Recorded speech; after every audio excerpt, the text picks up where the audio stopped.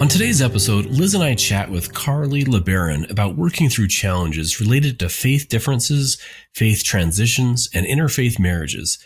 She shares some very helpful tips and do's and don'ts for both partners, including the importance of flexibility, compassion, respect, and healthy boundaries. Dr. LeBaron has a master's degree and PhD in marriage and family therapy and is a practicing therapist in Logan, Utah. She owns New Beginnings Therapy, a group private practice in Logan where she specializes in women's mental, emotional, and relational health, faith crisis, faith transition, perfectionism and people-pleasing, eating disorders and body image, couples therapy, and more. She's authored 2 self-help books, Shattering the Porcelain, Overcoming Perfectionism and People-Pleasing and Becoming the Real You, and Some Body to Love, 12 Weeks to a Better Body Image, and offers online courses in mental health through therapyinanutshell.com. In her spare time, she loves to write, read, garden, create, camp, and spend time with friends and family. She's married to her best friend, has 3 amazing sons, and a Shih Tzu named Bandit, who is in training to become a therapy animal. We hope you enjoy the show.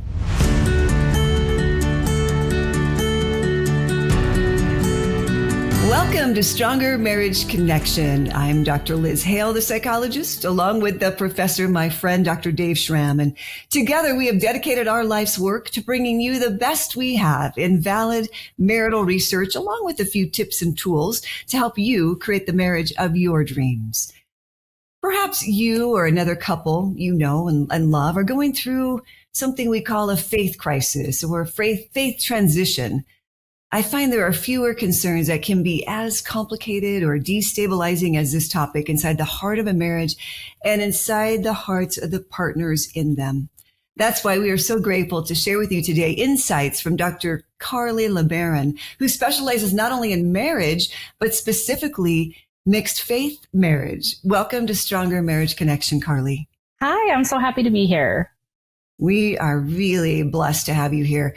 May we please start by asking you to share the difference between, we use these terms interchangeably, it seems like, a mixed faith marriage and a faith crisis or transition.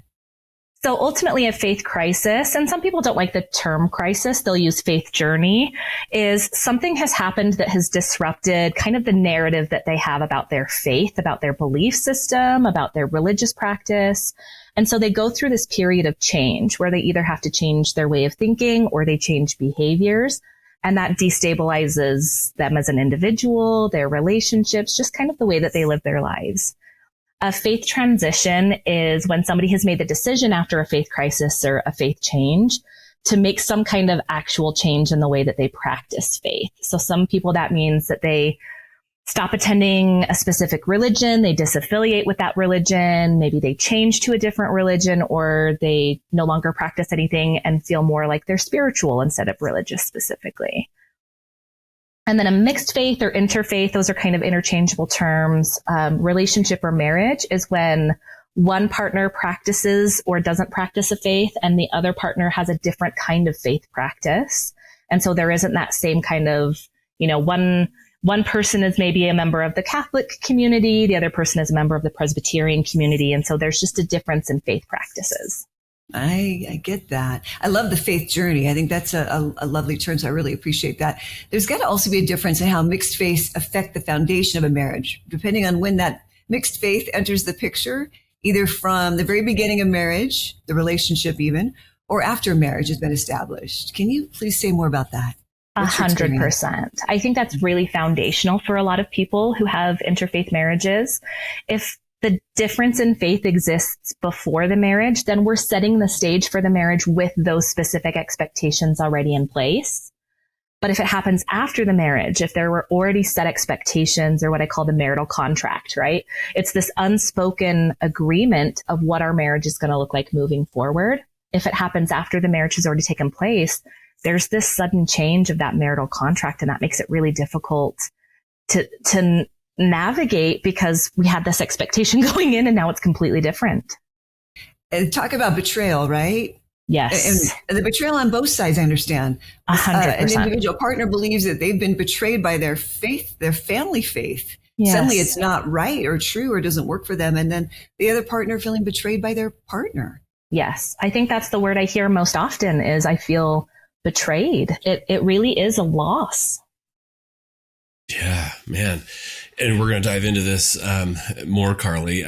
Again, thanks for coming on. We're so grateful to have, because this is a big topic. I think I know many couples, right, who are experiencing this and they're struggling. What are some of let's first talk about mixed faith and interfaith couples. What are the most common challenges that you see with mixed faith, interfaith couples who they may have to try harder, right, yes, than the average couple to really hear and respect where the other's coming from and give space for two different believing paths? Yes. And I think you hit the nail on the head right there. There's this active kind of struggle. And when I think of struggle, I don't necessarily think of like it's inherently bad or difficult. I just think of struggle where it's like this active kind of thoughtfulness. It's this active movement where you have to be more mindful of all of the decisions, where you have a couple who shares the same faith. Maybe they're already on the same page because culturally, that's what has always been done. That's what we expect. But for couples that have a different faith tradition or a different belief, different activity level, a lot of the common struggles that they face are trying to blend those two differing faith traditions. Or if one person has a faith tradition and the other person doesn't practice a specific religion, trying to find where the common ground is, because sometimes it feels like it's on the opposite end of the spectrum. Yeah. I mean, Easter or Christmas, or other just cultural traditions and weekends and what we do and how we celebrate, can all have to be. You mentioned the word before we start, flexible. This flexibility, I think, is key. What we're talking about here, right? Yes. I'm curious now. I've got another question. How can a faith crisis or a faith transition, this faith journey, these faith challenges impact a couple's relationship if the discovery happens after, right, the marriage has been established? With faith-based, you have these expectations, and then bam, there's this change. You talked about it a little bit, but those are the couples really that I know is that this is, hey, we're growing up and this is what we're both on track. We're both headed in the right direction. And then it's like, I don't know anymore. And one is like, wait, what do you mean? And it's challenging. What do you see in your practice? It is. Those are typically the couples that I do see come into therapy, that we had this expectation, things were going great. And then a faith crisis or a faith journey, a faith shift happens. And now we have to figure out what we do with that, because before, where we were going to church together, every week, now one person doesn't want to go to church. And now the kids want to stay home. And now do we do all of these rituals and traditions that are so important to our faith practice before this happened? And so I think the impact feels significantly greater if the faith transition happens after the marriage has already been established, because now a lot of that marital contract has been violated. We agreed to XYZ, and now you're changing the contract. And Liz, like you mentioned, that term betrayal comes up a lot. It feels like a betrayal of our agreement, of our vows. And the other partner is feeling like, just coming to light all of these new pieces of information that have created a shift for me. That feels like a betrayal because I didn't have that information before we got married. So it can be an incredibly painful shift for those couples that had that kind of established expectation. So, Carly, I've heard you mention this really changes the marital contract. And so what can couples do to update this marital contract when they're going through these different faith journeys and transitions? Yeah. A big piece of this is to take the marital contract, even just temporarily, outside of a religious expectation. And I really help couples work on, let's talk about values, because even if your religious practice has changed, odds are your values haven't so significantly shifted that you need to make as many changes as you think you need to make. So if we can shift the conversation away from religious expectations and start talking about, you both still, value honesty. You both still value charity, education, to see how much they still have in common even after the shift can really help restabilize that relationship. And then we can build that new marital contract based on values that they hold instead of on religious expectations. Yeah, that is really a great point. Trying to think, gosh, there was William Bennett. I'm trying to think, there was this great book. Do you know what I'm talking? William Bennett, really thick book on values, it might be called, on values. But just to help couples realize that there can be conversations outside of religion that are about the things we still really hold dear, right? Like honesty and kindness and service. And that's just such great points. What are some of the common mistakes that we make trying to navigate this mixed faith relationship? What do you see most common? I see just a lot of pain and heartache, right? And anger, by the way. Yeah. And I don't even think I qualify that as mistakes. Like I see so much reactivity. I think that's the first thing that I see with couples is, if you think about it, like the rug has been pulled out from under them and they're just panicked. They feel scared. They feel angry. They feel betrayed. I think the biggest mistake that I see couples make is they get really rigid. Right? They lock themselves into their position and they don't want to hear it and they don't want to consider other perspectives because they feel very protective. I don't think it's because they're trying to be a jerk. I just think we kind of go into this self-protection mode and we're trying to figure out how can I keep myself safe and stable? And so they just lock up, they freeze up, which makes it really hard to navigate change if you're stuck in rigidity. I also see, defensiveness comes up really often, especially in session with couples that, I have all of these very angry, reactive feelings. And I think there's space for that. We just have to make sure we don't live there. Mm-hmm. So some individual therapy, I suppose, could help, right? I could take things to an individual therapist. I can really let my heartache out. Yep. And that's what I tell couples. There are some things while you're talking about these kinds of things that you might not want to tell to your partner because that's too activating or traumatizing or triggering for them. But find other supportive people that your partner feels comfortable with you discussing these kinds of things, whether that's, a spiritual leader, a close friend, a family member, an individual therapist. Find someone. We talk about kind of like the yuck, right? Like, find someone to dump the yuck on that's appropriate so that when you come back, you're not always just dumping all the yuck on your partner. Yeah, I love that. Carla, keep going with this. Are there other skills? Are there tips? And maybe for both, right, partner? What do you say for the one who's has this shift? And what do you say? Are there some kind of almost some do's and don'ts? Like, here's some common mistakes that I see doing. Do this, don't do this. Yeah, I'd love to hear some of those. Some of the do's and don'ts, especially where there's a lot of emotional reactivity that come up, the first don't that I come up with is don't start attacking the character of your partner. That your partner, and this is for both the person who's gone through the transition and the partner who has been pretty consistent in their practice, your partner is suffering. Your partner is in pain. I have yet to meet a single person in the, over decade that I've been doing this work who made these kinds of decisions lightly. It's often an incredibly painful process. So try not to attack the character of your partner on either side and try to understand that their pain is different from your pain, but it's still just as valid. So one of the things I really encourage people to work on if they haven't already is try to learn some emotion regulation skills because you're going to have some really hard conversations with your partner in therapy, out of therapy, both. And if you can't regulate those really hard feelings, if they just keep exploding out of you anytime that you feel them, it's going to be almost impossible to move past those really big, valid feelings and move into having conversations about how do we, start the healing process?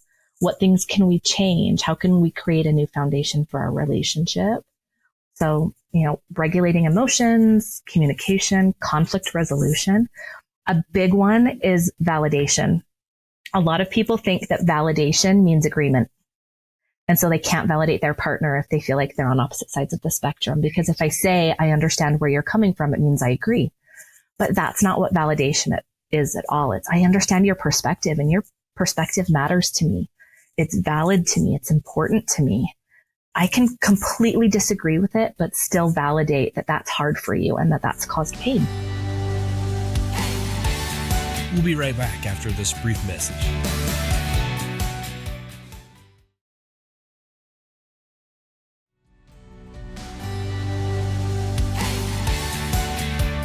And we're back. Well, let's dive right in. Would you be willing, Carly, to share one of your success stories of a couple that went through this faith journey where one left and one stayed in the marital religion, and how they're doing today in real life? How does this look for them? I would love to. One of the things that's hard for me is that there's so many success stories, which I think takes people by surprise, because it does feel that I just pause right there. I just, that's like music to my ears as a marriage therapist. There are many success stories. Good for you, Carly. Yes, it feels really insurmountable. It does. Almost every single couple that I've ever counseled through a faith transition like this has come in almost completely hopeless. They're devastated. They're betrayed.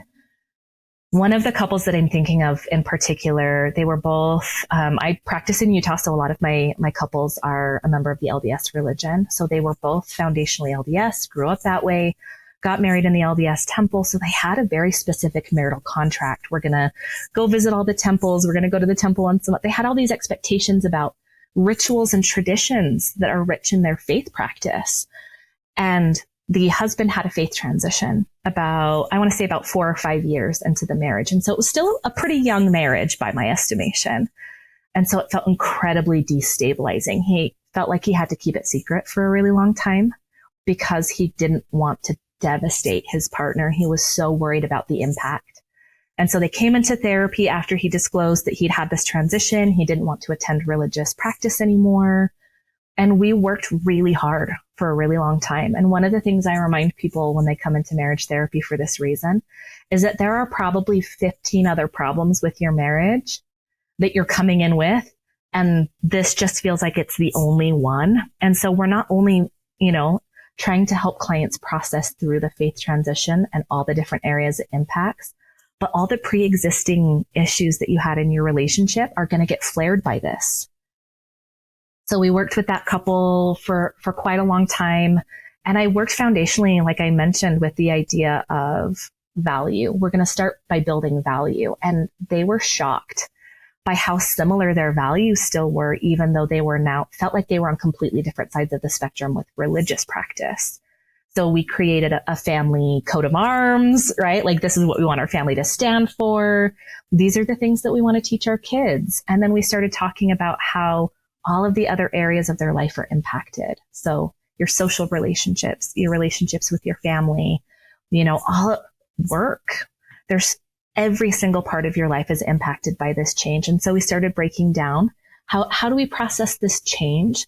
And the beauty of this couple is that they really, really loved each other and they wanted to make it work.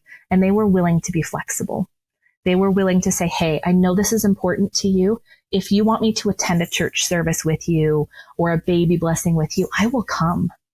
If you want to stay home and you want to do a faith practice, that's something different. If you want to go and, go running and that's your faith practice, then there was flexibility for that. And that helps couples shift through. That couple, I don't think I've seen them for probably 4 or 5 years, and they are doing phenomenally well. The last point of contact I had with them, they were expecting another child. They had this new foundation. And they told me at the end, which was really powerful, I think our marriage is better after this happened than it was before, because we've had to put active effort into it every single day. And now it's stronger than it's ever been. Like, I get the chills even just talking about it right now. It's incredibly powerful. I did too. Wow. Active effort. Yeah, that's powerful. Good for them. Good for you. That's impressive. So as you mentioned a couple of these, Carly, I'm just thinking with the religious practices, hey, do we go to church or do you stay home? And what are you going to teach them or tell them? Or do we pray or do we read things together? Some of these like religious, I would say, practices, or traditions, what we do together. I mean, some of that I imagine is like, hey, no, we're going to teach them this or that. And that can get to be the sticking points, I imagine. At least some of the couples that I know, that's where it's been. Yeah. So we talk about rigidity and flexibility a lot in this process. And we talk about how only teaching one right way feels rigid, because whether you're only teaching this partner's right way or this partner's right way, they're missing part of the story. So I say, let's broaden it. Let's open up the window more.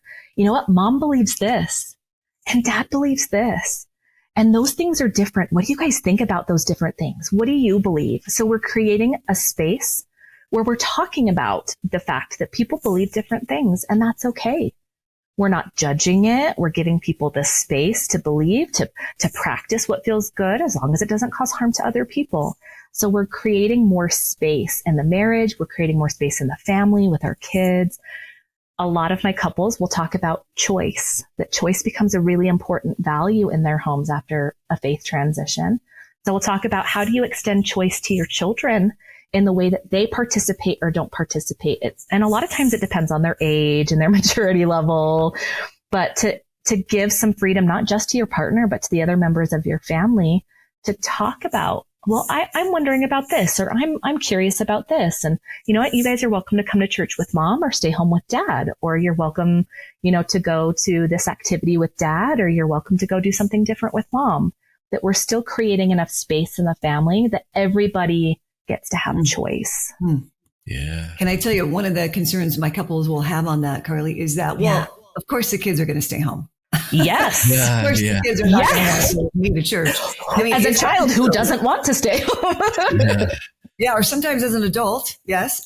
Yes, we're all guilty. Even believing adults. But is that true? Is that true that do some children say, yes, it is. I really do want to embrace the religion, or do more kids want to stay home? Yep. I think it's kind of a split. The younger kids, usually because they have that social connection, a lot of times if they've already established like, well, I just want to go to church and be with my friends on Sunday. Great. And we'll talk about if Sunday's your Sabbath and that's the day that you're going to church, we'll talk about what are our faith promoting practices. If you still want Sunday to be a faith promoting day. So you're not just staying home to watch cartoons all day, right? Like if one partner is going to church and the other partner's like, you know what, I want to listen to music that makes me feel good, or we're going to go out into the mountains and we're going to have conversations about nature. So talking first about what that day looks like. So we're still okay with the choice that our children make, but we're still offering them the opportunity to make the choice. Yeah. Very good. I like that. Let me set this up, how this will look if you stay with dad or mom at home. And I think that's very fair. I love that. Thank you. I do too. Carly, I imagine some of the stresses about the whole situation comes from outside of the relationship where, extended family, friends, neighbors, members of the congregation, in-laws, outlaws, all this. Totally. And it's, what recommendations do you have for couples to kind of, I don't know, protect themselves from some of the well-meaning, but man, they're harmful forces and opinions and judgment and mean things that people can say, that all that kind of, I mean, well-intentioned, like, I want to help you type of a thing, but it just comes across as, man, this is too much for us. Yes. And I think that's been my experience with most of the couples that I work with, that people are well-intentioned. They're trying to help, they're trying to support, but they're doing it in a way that's not helpful to the individuals, and it's definitely not helpful to the marriage. So we'll spend some time talking about we're creating boundaries between husband and wife, but now we also have to create boundaries around. We have to create a boundary around the marriage, that you guys have made the decision by coming to therapy to work on your marriage to make it work. And so we want to create some protections, and that's where we have to set boundaries, even with well-meaning people, like, hey, this is a conversation that I don't feel comfortable with. I just need you to trust that me and my partner are doing our thing. We can also just say, hey, I'm appreciative. I'm grateful for your concern, but we've got this. We're working on it, because you're right. There is so much on the external, especially when you're practicing a religion, that impacts every layer of your personhood, from where you go, where you don't go, what you wear, how you speak, who you associate with, like all of these different levels, especially if it's a long held family tradition, a family faith tradition. There's going to be a lot of opinions. And so having to balance, that I'm grateful to take people's opinions into account, but I also am requesting respect towards me, my partner, and our marriage, because this is the choice that we've made. Mm-hmm.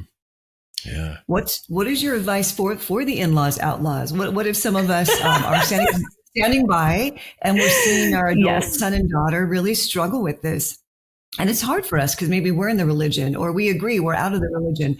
Regardless of where we stand, how can we offer our love and support and kind of wrap support around that beautiful couple? I think being able to set aside your own biases is really challenging for us as human beings in general. But sometimes people go wrong when they come in with an agenda. Well-meaning people will come in and have an opinion about what they should or shouldn't do. So I would say the best way to support this couple or these kinds of couples are to set aside your own agenda or your own biases about what they should and shouldn't do, and just approach them with compassion. If you can remember that they're struggling, that this is painful, not just for the person that you agree with, but for the person that you disagree with, and to be able to offer like, hey, we love you. What can we do? If you ever are concerned about a specific topic, ask for consent before you discuss it. Are you comfortable with me talking to you about XYZ? Because again, we're creating a space of choice. And if they're not comfortable talking about it, respect the boundaries that they set and say, hey, what's another way I can support you guys? Mm-hmm. Because sometimes they just need someone to ask what support looks like for them, because it's going to be different for every couple. How can I support you? Yeah. What about inside the marriage? Please, Carly, if one person, let's say, who's left the religion and they really kind of want their partner to leave also, because surely if you could see what I see, you too would be alarmed, right? Yes.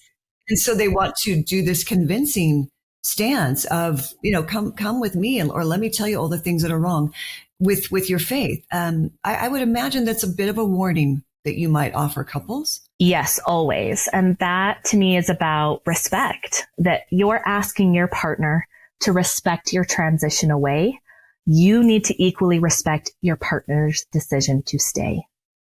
So if they come to you and they ask for that information, double check, be like, are you sure? Do you really want to know? If not, then have those discussions, because sometimes people feel like they want to kind of force their partner to follow their path, because they're still in grief. They're still angry. They're still sad. They're still betrayed. So we'll talk about where's an appropriate place for you to go and continue processing that grief so that you can get to a place of acceptance, that you feel secure in your own choices, and that you can give every person in your life, your partner especially, the freedom to do what feels best for them. That is lovely. Thank you. That's beautiful. Before marriage, even when young couples are starting out who enter in marriage with two different sets of beliefs, what's your advice from the start? And do you ever warn these hopeful couples that this is not going to be an easy road, and perhaps they might need to work harder than others? Or is that not true? Or is it like similarity? It seems like is kind of emotional money in the bank. Do you give them that forewarning that this may not be easy? I would say yes. I feel like not saying that things might be more difficult for you if you're coming in with different sets of values. But I also argue with all of my clients, if I can get them premarital, then that's the best thing ever to me. It's just like an ounce of prevention is worth a pound of cure. If couples come in and I'm like, hey, this is going to be different for you, but it's going to be different for this other couple who was raised in the same religion, but comes from two completely different ethnic cultural backgrounds. So taking into account that everyone's going to come into marriages, even people who participate in the same religion, maybe their parents, right? One person's parents did you stay in your Sunday best all Sunday. We don't participate in these activities. And the other person's the same religion and had a completely different expectation, right? We went out to eat. We went golfing. If you're coming in with different expectations, my first advice for those couples is figure out what your expectations are. A lot of times, they're implicit. We have expectations that we don't even recognize we have until they're violated. So if you can figure out what your expectations are of your partner and the marriage and the religious practices, then you can communicate those to your partner. They can communicate theirs, and then you can identify the differences before they happen. Not all of them, but a few. Yeah, always surprises, right? And then come up with some sort of compromise, a win-win. Yes. In a sense. How do we handle this before there's a lot of emotional reactivity around it? Mm-hmm. Yeah, man, such great advice. Carly, in this part of our interview, we like to ask each of our guests one particular question, and that is, what do you believe is the key to a stronger marriage connection? That's such a good question. I think the most successful couples are willing to change. I really believe that having flexibility in your way of thinking, flexibility in your perspectives, being able to exercise empathy around change, because every single marriage, you marry one person and every morning you're waking up to a completely new person, right? Like you have to be able to roll with the changes So if you can be flexible, if you can recognize, okay, this is maybe where I'm stuck and I need to change. If I can approach my partner and request change, those are the couples that I see deeply in love for years in these wonderful functional partnerships, not just marriages, but true partnerships are the people who are willing to change over time. Yeah. Love when it. my husband says to me, gosh, Liz, you've changed so much. I'm going to tell him that Dr. Carly said that's yes. Honey. And my answer is we're supposed to. Yeah. When people come to us and say you've changed, I say you're supposed to. That's exactly right. Well, where can our podcast friends go to find out more about you and your practice, Carly, and your marriage vision statement? I love that, by the way, as well as about you have another unique specialty focusing on women's mental and emotional health and well-being. Yeah. So my practice is New Beginnings Therapy. We're in Logan, Utah, and we specialize in women's mental, emotional, and relational health. So we have basically any kind of specialized focus that is women based. So we have somebody who is a postpartum support international certified perinatal mental health specialist. So postpartum, peripartum, infertility, infant loss, like really difficult things that women face around that. We have trauma specialists. We have eating disorder specialists. So a lot of the really unique things that women experience in their life. We have somebody trained chronic illness. So we have a really broad spectrum. So our goal is to help empower women and the people in their lives to live the kinds of lives that they want to live. And that includes, mixed faith couples, faith transition, faith crisis, adolescence, college age. Like it's just this big life course for so many of us to be able to manage those challenges with somebody who's firmly in your corner, rooting for you and helping you. And you can find more about us on newbeginningstherapy.net. That's wonderful. Is it all in person, Carly? Anything online? We do both. We do on person, not that. We do in person and we do online. I'm also licensed in Idaho because I'm about 30 minutes from the Idaho border. So I can do some virtual with some people in Idaho just in case they don't want to, cross the border on a snowy day. So you're offering a real gift. That's just great. It really is, Carly, in the areas that I feel like so critical today. We're talking faith challenges and stresses, mental health challenges and stresses for women and their struggles. Man, we just need to multiply you and spread you out across the whole state, Carly. So thank you. Let me ask you our second question. We like to ask all of our guests is really their takeaway. If you were to compartmentalize, what is the one, piece of advice that you hope our listeners will remember from our discussion today? I think my biggest takeaway as we've chatted today is that if you can keep in mind that you're suffering in your way and your partner's suffering maybe in a different way, that it softens couples to be able to have these hard conversations because you love your partner and you don't want to see them suffer. So if we're able to kind of create a space where it's okay for both of us to be hurting at the same time, it opens up a lot of conversations instead of shutting things down with defensiveness. Yeah. So good. Yep. I echo that for sure. Liz, what about you? What's your takeaway of the day from our discussion with Carly? I love that whole idea of that validation doesn't necessarily mean agreement. It really just means your perspective matters to me, which really means you matter to me. Yes. So Dave, what negative wisdom do you hope that we're all going to take away from our time together with Dr. Carly LeBaron? So good, Carly. I appreciate all the insights and the tips and the helps. I think this is going to be really helpful for a lot of couples. What stood out to me is respect, boundaries, compassion. Even that's one of my favorite words. And then we can still, even if we have differences, we can still be kind. You can still choose to be kind to each other. And the journeys, they can be separate. It's difficult, it's challenging, but be respectful of each other and even negotiate when you're negotiating with kids and practices and things. Kindness above all through the challenges. You can still choose to be kind. Carly, this has been awesome. Thanks so much for coming on. We're so grateful for your time today. Of course. Anything I can do to help people feel more hopeful, because it feels really scary to the people who are in it. So anybody that's out there that's struggling with this, we see you. Like go get some help, go get some support because you deserve it. Yeah. Yeah. Carly, you mentioned that. Can I just, one more thing before we let you go? And it just popped into my head. Couples that are thinking, okay, you know what? Let's go see somebody. Oh, we're not going to go see someone of your faith. Well, we're not going to still see more, have you seen that? Honestly, is that kind of a struggle? Is like, how do we even choose a therapist? Because they're going to be on your side or my, that kind of concern. Yes. I always encourage them, find somebody who has really good boundaries around their own stuff, right? As therapists, we all have our own biases because we're people. A good couples therapist leaves their biases outside of the therapy room and wants to work for the good of the marriage and doesn't work for the good of one partner over the other. So find somebody. Most therapists will offer free phone consultations.